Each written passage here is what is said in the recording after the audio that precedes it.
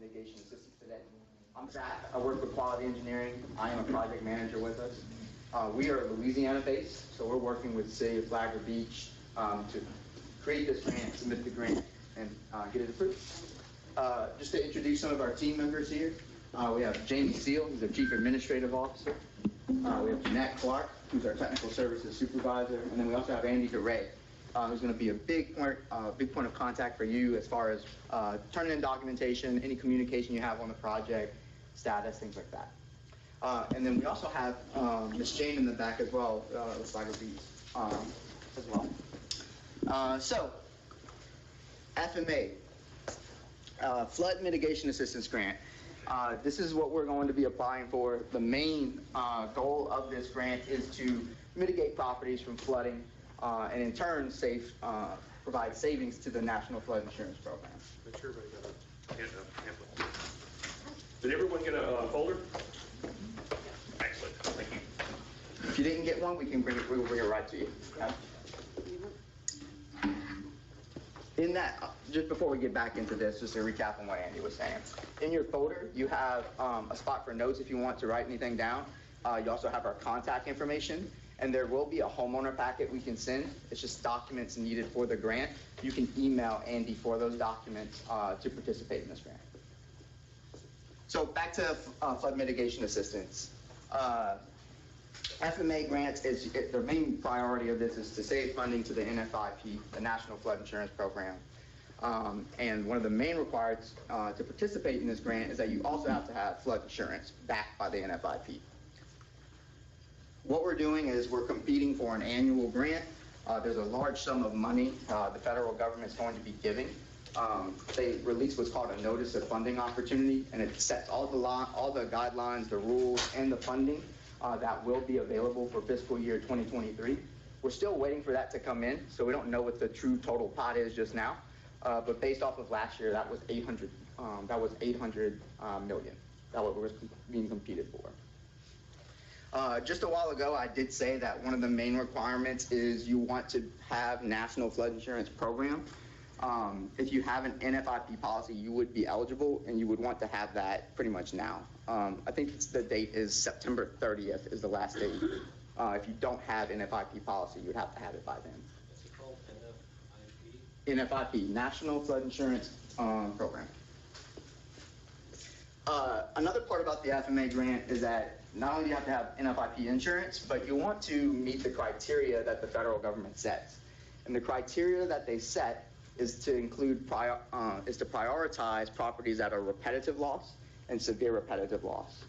And these categories are based off of your flood claim history that you place through your NFIP policy. And this funding, depending on your category you fall into, whether that's severe repetitive loss or repetitive loss, there is a cost share associated with how you'll be federally funded and what the homeowner would owe from that total project cost. So we were talking about the flood insurance, when to have it. You would have to have it now. On here, we're saying 8-30-2023. If you were to proceed with this grant, you do have to have the flood insurance, but you also have to maintain that flood insurance in perpetuity. So come time when the grant is approved, and you do follow through with the mitigation, once it is completed, you would have to make sure that flood insurance is kept on the property forever. So we talked a little bit about the priorities. It could be a primary home or a secondary home, but real big emphasis is placed on the fact that you are repetitive loss because it's costing the NFIP dollars, and the money that you're paying through your NFIP policy is what's funding this grant federally. Now, there's different ways that you can be mitigated. The two that we're going to talk about are the two mitigation activities are going to be elevation and a reconstruction stop. So elevation, what's going to happen is your home is going to be elevated 2 feet above the base flood elevation. The base flood elevation is stating what the chances of you are at the 100-year flood. So in a 100-year flood, if you're at BFE, the likelihood of you flooding is going to be higher than if you are above the base flood elevation. And FEMA standard is that if you were to participate in this grant, you would want to, they require it to be at 2 feet above that. Your reconstruction mitigation activity is where the home is going to be demolished and then rebuilt, but there's a set cost that the federal government's allowing for demolition and reconstruction of that home. The cost of that is $220,000. Depending on how high you're going to be lifted, there's different ways that the elevation can occur, and just a pier. It could be on piers and columns, or it could be a shorter lift where you could have a CMU block wall that encompasses the tiers underneath the house that are smaller. But the ultimate goal is that you want to be 2 feet above the base flood elevation, and what will happen is you'll need to acquire quotes or estimates from contractors for what they think would be the true cost of the home to elevate it to that BFE +2. And then we're going to use those quotes to compare them, pick a budgetary amount, and formulate a total project cost for you. If you were to do reconstruction, it's the same way. You want to have a comparative analysis of various quotes to show that we are procuring the correct amount of people to do the job and picking the best priced option. Earlier, I did say that you do only have $220,000 to completely demolish and then repair the home. So if it were to exceed that amount, that would be at full expense of the homeowner. The home cannot be greater than 10% of the existing footprint. So with this reconstruction, you are getting a new home, but the purpose of that new home is not to give you a newer, bigger home, right? That purpose is to give you the same home you had before that's mitigated against being flooded. We had talked about NFIP insurance and private insurance. This slide is just saying that if you had private insurance, it could possibly not have a NFIP policy. And if you were to check on your NFIP flood declaration page, your flood insurance declaration page, it would have a policy number at the top, and it'll say NFIP. It's really what the importance of this one right here. So some of the prioritization is that to participate in this grant, it has to be cost effective. And part of that cost effectiveness is that you're located in a special flood hazard area to use the cost effectiveness scales. Depending on your flood zone would determine if you're located in a special flood hazard area. So any zone that's A, AH, V, VE, those would be your special flood hazard areas and prioritized. Non-prioritized flood zones would be an X zone, or outside of the flood zone. Your first floor elevation, that's important because it's what we use to determine how high you're going to be elevated. On an elevation certificate, it indicates what your BFE is, and it also indicates what your top and bottom floor is. And so if we know the BFE and we know your top and bottom floor, we can find the difference between the two to where we know that's how high you would need to go up to reach BFE, and then we're going to raise you 2 feet above that. And that would be your elevation height.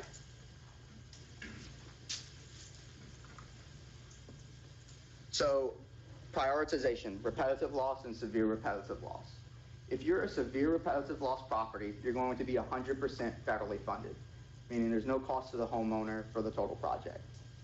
To classify into this category, you'd have to have 4 or more claims that were each $5,000, and the cumulative amount of that would have to add up to 20 grand. There is a second side to that it could also fall under, which is where if you had 2 claims, but the cumulative amount of those 2 claims would have to exceed the market value of the home. And if you fall into that category, you would be 100% funded, like I was just saying. On the other hand, that would be repetitive loss. This is where you're 90% federally funded, and the homeowner is going to be responsible for that 10% of the total project cost. In this category, you would have to have 2 occasions where the flood claims exceeded 25% of the market value of the home. And you'd have to be paying into ICC as well, increased cost of compliance. If you have an NFIP policy, you're paying into increased cost of compliance. So that would be tacked on, and it wouldn't be something you have to check or verify.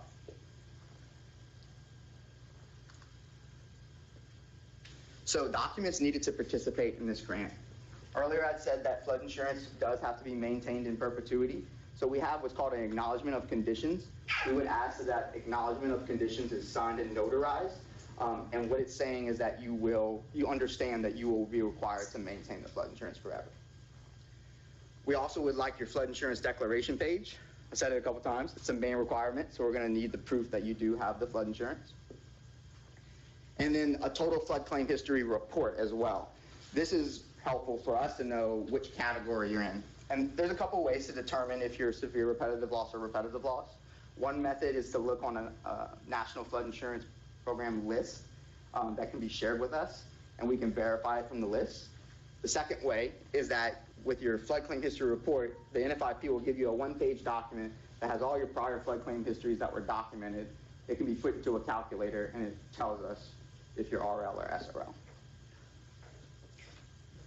Another part of the application process is also obtaining the 3 different quotes. We want 3 so we can pick the best price bidder and provide a comparative analysis to FEMA. And then 4 photos of the property as well. If you do have an elevation certificate, that would also be requested from you as well. If you don't have one, there's 2 ways to go about figuring out your elevation height. One, get an elevation certificate, pay for it, and it is a reimbursable expense should the grant be approved. Second option, we can actually measure from the ground to your top and bottom floor, and that would help us to provide an estimate of what we think would be how high you need to be elevated.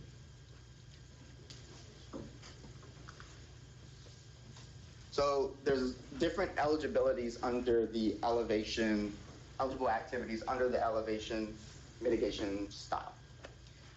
It's going to cover full cost for the project. It's going to cover things like your disconnect and reconnect of utilities. If you need access to a lift, wheelchair, or ramping, we would need proof of permanent disability if you want those things. So a doctor's note stating that you have a permanent disability would allow for those types of additions. Also, it's also going to be eligible for existing decking or porches. So if it's there and it goes up, it's connected to the house, it can go up, and that is an eligible expense. But to add anything new to your home, any new decking, any new sidewalking, that is not going to be an eligible expense. And the state entity, Florida Disaster Emergency Management Agency, they are very strict about making sure that the homeowners are doing that at the end of the project. So if you do want those additions, we would want to mitigate the structure, if it's done through elevation or reconstruction, finalize the project, and then once done and completed, do all the side work after. Just want to make sure I didn't miss anything. All necessary permits and even the engineering and design would be covered too. So your contractor quotes that you obtain should be a turnkey quote. It's preferable, and it makes it a little bit easier as well to make it place it into a budget. What I mean by turnkey is that they're not just going to just elevate the home. Some people are specialized in just lifting the home and then parting ways. The turnkey will do the reconnect, the engineering design, all the other construction activities to make your home look nice as well once it's done. So the application process. The application process opens up in September, at the end of September, and then we would expect that by that opening date, all the homeowners' information from y'all come to us so that QES can then put together the budget. When the budget is created and we have all the documentation, we understand what's costed. Did my slide go up? What did you I'm glad you made a face. Otherwise, I kept talking, man. Let's see. Got lucky. Whenever we create that budget and create the application of who's going in, who's prioritized, everything like that, it's then going to be submitted to the state, or FDEM, Florida Disaster Emergency Management. They're going to review it, do their checks and balances, communicate with us, and then sometime in December or January, the state will then submit it to the federal level. And that's when the waiting period happens. And the waiting period is going to take at least 1.5 years before we hear anything. When we do find out, we will make sure to let you know that you've been approved. Promise. You have my pinky swear on that one. Is that 1.5 years after September, or is that After January. after January? Yeah. That's generally what we're experiencing. And it can even go over that too. Just from historical waiting on their approval, our experience with it, it can take a while. And it's just, you got to remember, the whole U.S. is competing for this and sending in applications for this. And there's a lot of different applications that are being done. Another thing I wanted to talk about, this application gets submitted as a whole. So it's not on an individual property basis. Multiple properties are in a grant. That grant gets submitted, and that grant is either approved or denied as a whole. That's why it's important that we prioritize the properties in it with the right criteria. That way it gets graded well and approved.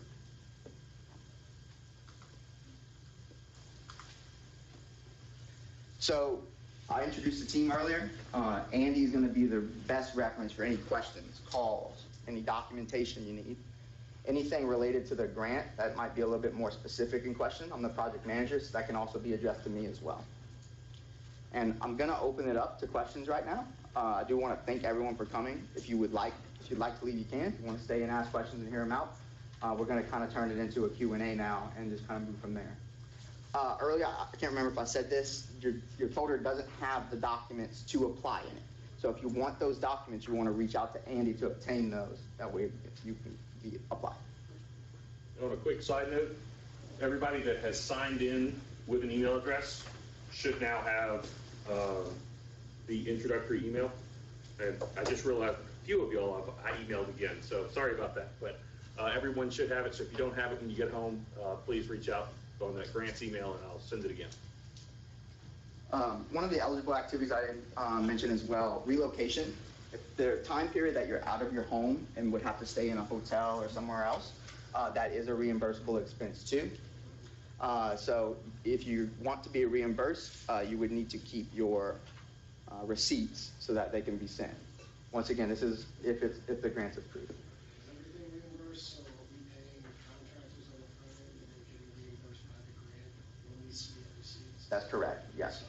The whole program is a reimbursable program. Mm-hmm.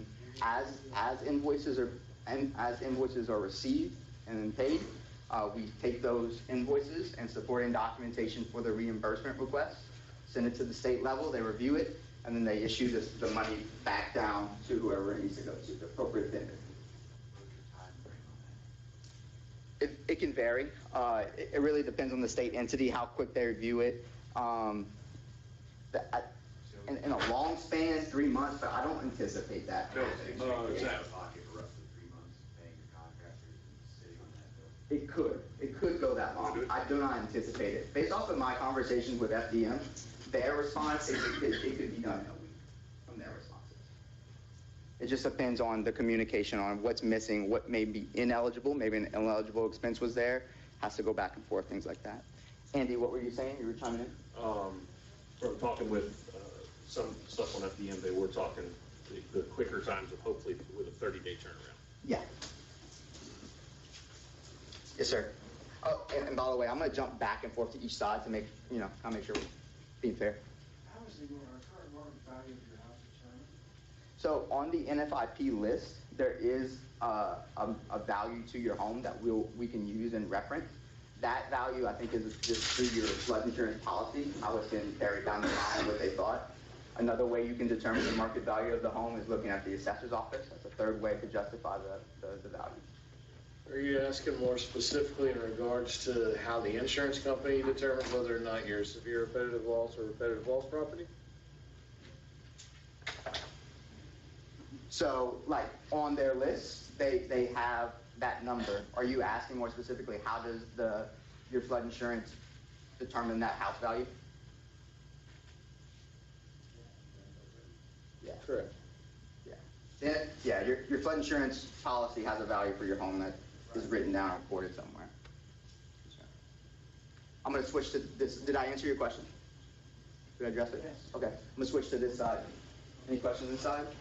So like I bought the house a couple of years ago, I don't know, I didn't carry insurance while I had it. Okay. It's flooded multiple times since then. And I also bought it when it was already just flooded in Irma or whatever, 5 years ago, 6 years ago. Mhm. The guy never fixed it, so I don't know the history of, do they have it? Where do you find that? Yeah, so that floodplain history report that I was telling you about, that one-page document, it follows the life of the property, not just you as the How do you homeowner. find that though? If you go through the NFIP, you can do 2 ways. You can call them, NFIP, and ask for a flood loss history, or you can email them. I recommend maybe doing both. Just so that you can kind of get in touch, get it going. Andy does it sometimes, and when he does it, you can get it like that, or it could take a while, so that's why I recommend doing both, call or email. But it's only if you had flood insurance on the house, is that? That's correct. If, say for It example, doesn't count. yes, good point. Say for example, they flooded but didn't make the claim, well, the claim's not gonna show up. So it would be based off of flood insurance. I haven't made a claim yet because I demoed the whole house. It wouldn't even be you. If you were to fall into the category of no claims, we talked about severe repetitive loss and we talked about repetitive loss. The third category is a non-SRL. The cost share on that is 75-25. Earlier, we talked about prioritization though, so the grant does prioritize being an RL or SRL property. But if you get like a elevation report or something like that, because the house I know is 2 feet under sea level. So is that anything? Is the house already demolished? No, no. Okay. I mean, it's been flooded, but I fixed it. No, it's just not redone. What were you asking about the elevation certificate? So like if you have like an elevation certificate and it's considered to be, because a neighbor across the street, they built and they had to go 2 feet plus, you know what I mean? It's literally across the street, so. I mean, It could be the same, but unfortunately FEMA's lines. yeah, well, I looked on FEMA's website, it's 2 feet. I forgot, it's a double letter, so I don't remember which one it is at the time. Gotcha.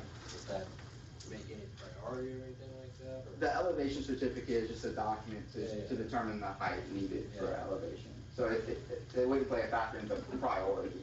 Yeah. It would strictly, it's an NFIP backed program funded by the NFIP. If you paid money, you're paying money to the NFIP if you have the policy. That's how that funding is. So they're gonna prioritize those with the policy and what funding. Is there like a website or where do you get this phone number for that? When Andy sends the email, it's gonna have the link for you to be able to contact and get that.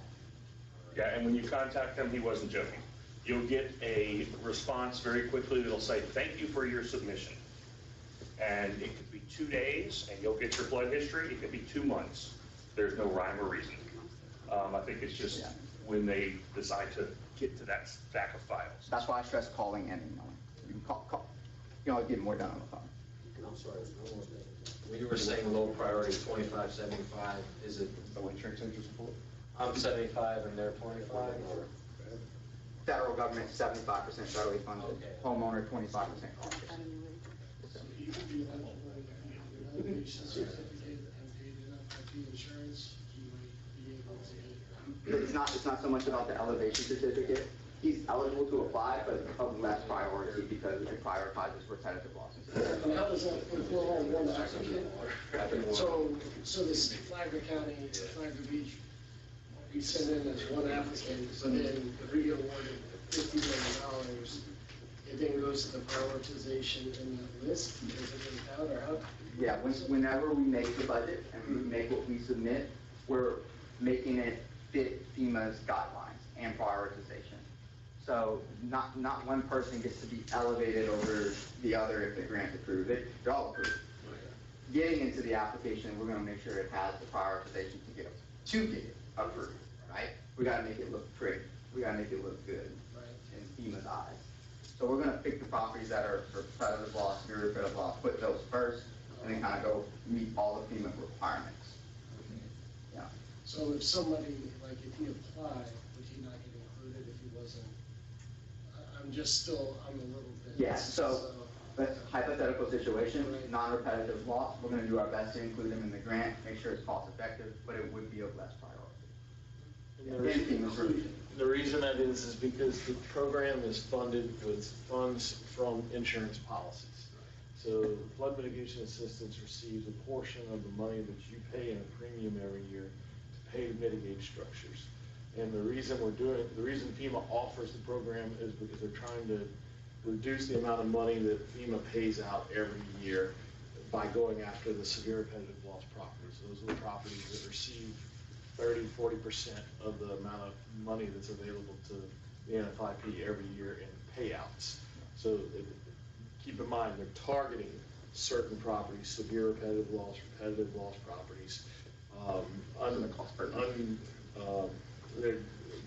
We have to comply with other parameters like Justice 40 requirements and things along those lines. So any type of socioeconomic impact that we can identify for a community that also adds the possibility of participating in it. It also changes if you are not a severe repetitive loss property, it changes your cost share. So the severe repetitive loss properties, because we're trying to remove those from harm's way, we're trying to mitigate those specific structures, those are funded at 100%. A structure that's never flooded before may be vulnerable to flooding, they may be in a floodplain, but they're going to have a 75-25 cost share. So they're gonna have to pay 75% of the total project cost to do that. You guys do 25. Federal government's paying 75, you're paying. I apologize. Huge difference in numbers. Quick back to where he asked earlier, when he was like, you front the money and then you get the money back. But, we're talking hundreds of thousands of dollars total, right? So say the contractor rolls through, he's lifting your house, he's 125 grand. Where are you gonna get that 125 grand? And it's not, it's a 30-day rotation. It's not going to be, like, what work gets completed and what work he bills for is what we're going to get a reimbursement for. Broken apart. So. Yeah, but most likely the guy that's lifting your house is coming through pretty quick, like, he's gonna do a big chunk, he's not gonna just put the poles underneath and go, all right. So generally, just from experience, what we've done in Louisiana, they'll break it into 4 or 5 different invoices. So 25%, take out retainers, things like that. Just they break it apart. And that completion process is generally over the course of 120 days. So you can So kind you gotta of, be sitting on like 20, 30, 40 grand or something. About, Yeah. depending on how much is going to be built. yeah, depending on the size and the square footage and that. And that's the process that the state of Florida has put in place. That's not something that FEMA's put in place, it's just the rules we're playing with here in Florida. And if we were in Louisiana, it would be a completely different set of rules. I got you. Yeah, because I'm just saying, like, maybe you don't have to. Sure. Then what do you That's the part where you have to decide if this is something you feel like is worthwhile, really reduce flooding and the cost burden you're experiencing from all those traumatic events. Is that worth, doing this? And it is. In the long run, you save a lot. Oh, yeah, definitely. I mean, it's just something I know some people. don't Sure. have it. I'm just curious. Yes, sir, in the back. This is a one-time thing, this whole packet, one done, Yeah, if you submit information to us, it always stays on file, and as long as the city asks us to submit the application, that information gets submitted again next year, because the goal is to whittle away at that list. You may not get approved this year, you may get next year. We've had property owners that have changed midstream. If you unfortunately have another event, well, then the clock doesn't stop ticking. The mitigation effort stays with your property. So you would move from being maybe a repetitive loss property to a severe repetitive loss property. That does happen. Because the duration and the life cycle of the grant approval process, it's just the nature of the program. It's very likely that you can change. Well, it's a competitive grant, so you're competing for that complete pool.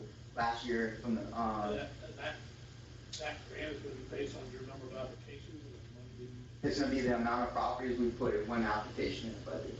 So whatever the total project costs to mitigate all of your illness rooms are in the grant, that's what we're submitting, and then that's coming from the giant pool coming from the giant competitive pool that's being released for the whole country.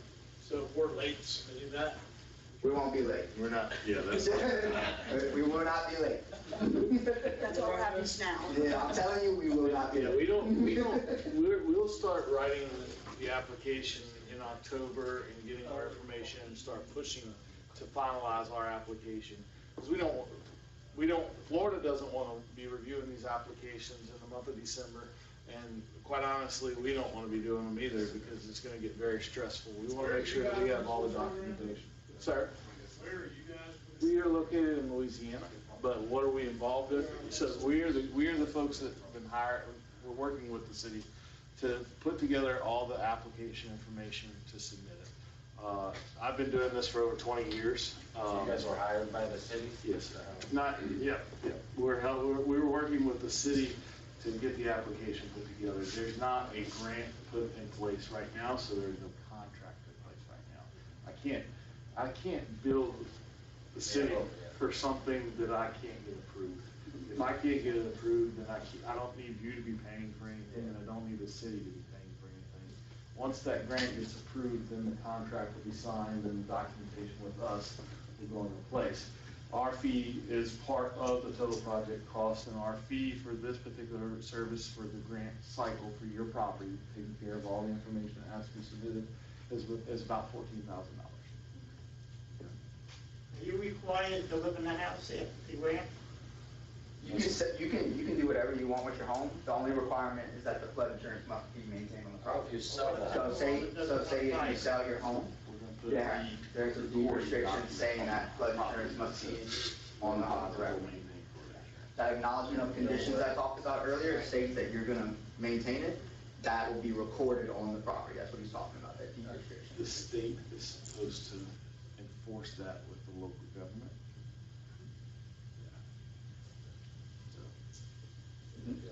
Yes, sir, in the back. We've got most of our paperwork down, we're waiting on two estimates we have.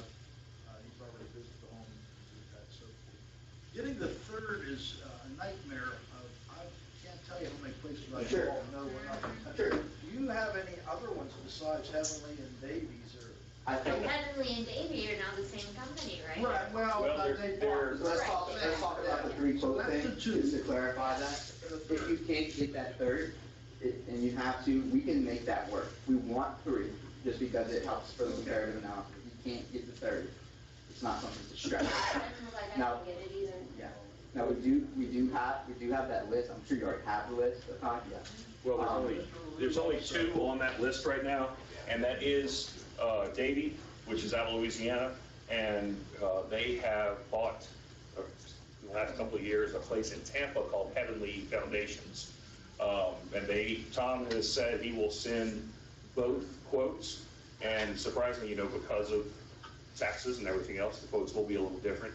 I've had a hard time finding contractors to come down to Flagler for some reason.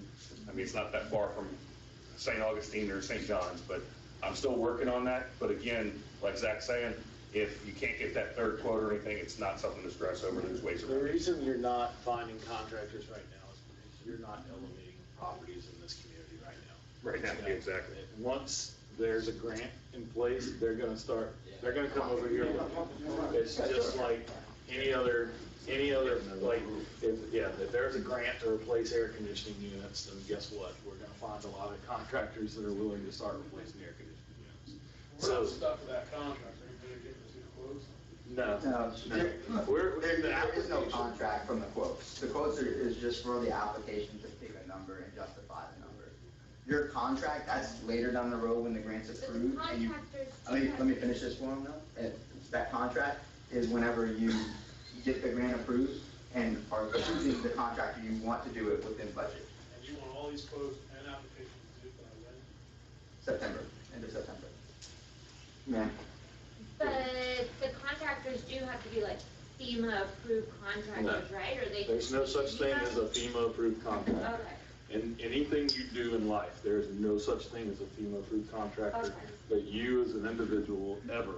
Okay, but it has to be turnkey, is that what? Turnkey is preferable because it's not just saying, oh, we're just only going to lift the home. They're gonna do all the construction activities. Okay. So that disconnect your But is it utilities, the permits, the engineering. Preferable, or is it has to be, like, you have to? It has to be a turnkey. Right. It has to be a general contractor that is licensed in the state of Florida, insured, and has the ability to operate within the jurisdiction that they're working in. Okay. Okay? And they have to perform the work or oversee for insurance reasons, because if Right. something happens, Yeah. you want somebody to blame, right? And you're going to want to get them correct. You want them to correct the issue that they've caused, okay? So it will be a contractor who's licensed, insured, bonded possibly, to make sure that there are no issues with the house. But Because it was like the other contractor pulled out, TNT or TNT. something, and they said they weren't Yeah. doing this yeah, and that, they'll be back. Okay. Well, yeah, when, like you said. When the money comes Yeah, in. when the money comes in. Okay. Money comes in. Yeah. Look, this happens all over the country with, look, after major disasters, these elevation contractors move in and set up shop because they know the money's coming.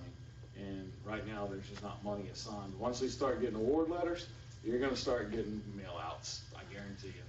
So that means once everything's been approved, we get to pick the contract we want to use. And there will be an approved budgeted number, and we're gonna call you and talk about your cost share, the approved numbers, and that's what we start to either use the contractor you want, or the one that's within budget. Yes. So if you start off with the elevation, you get the quotes for the elevation, 2 years, you say, I want to change my mind, I want to reconstruct. Because 2 years make the play 2 or 3 more times. Is it going to slow things down if you choose to do that? Whichever mitigation activity you wanna do, you wanna pick it today. Because that's not what you said when I talked to you. months ago. You can change You can it, but it's change an it. alternate. Yeah, Should you do both though? No. You can't do both. We wanna, Because when you start, I mean, it sounds like they're having a problem with getting guys to come in and get us quote on elevation to begin with. And if you're looking at a house that's built in the 70s, you're probably concerned that you're just gonna crack the foundation, you're gonna crack the walls, I mean, so I think the likelihood of people changing their minds, for me especially, is probably pretty good. if you change your mind, it has to go through an approval So you process. should start off with. You should start with what you want. It already takes 1.5 years to get it approved. If you wanna change your mind after it's been approved, it'll probably take a while. So if you're gonna do reconstruction, you gotta have a house plan, you gotta have.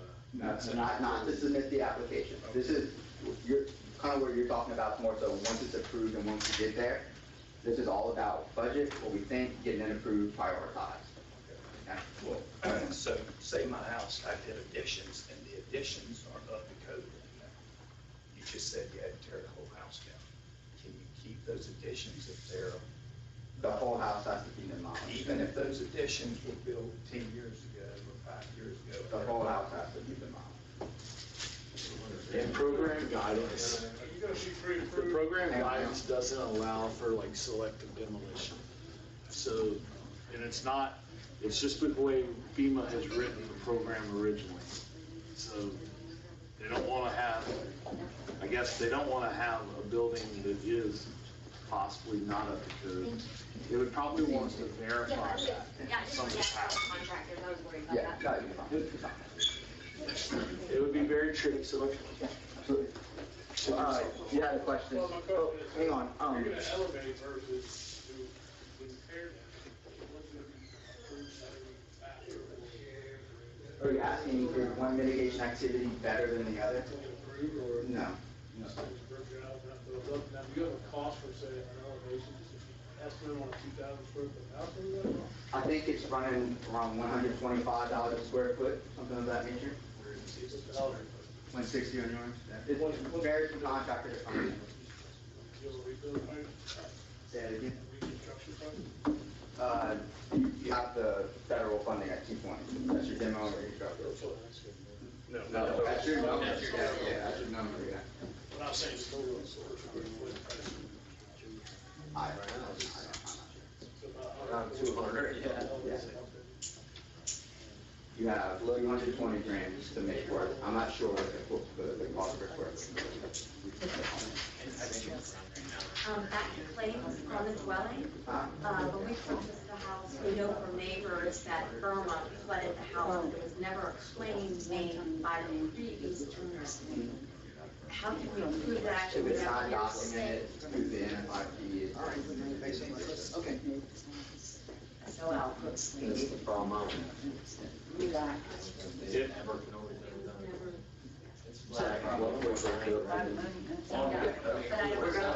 we have a lot of different questions coming in, and so what we want to do is spend more time with you individually and talk about those. So we're just going to kind of break it apart, we'll tag team different questions and address them.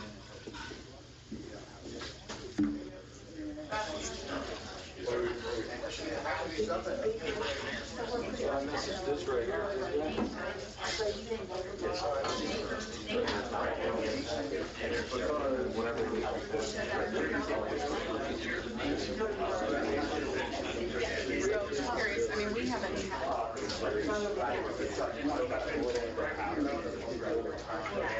We have that one.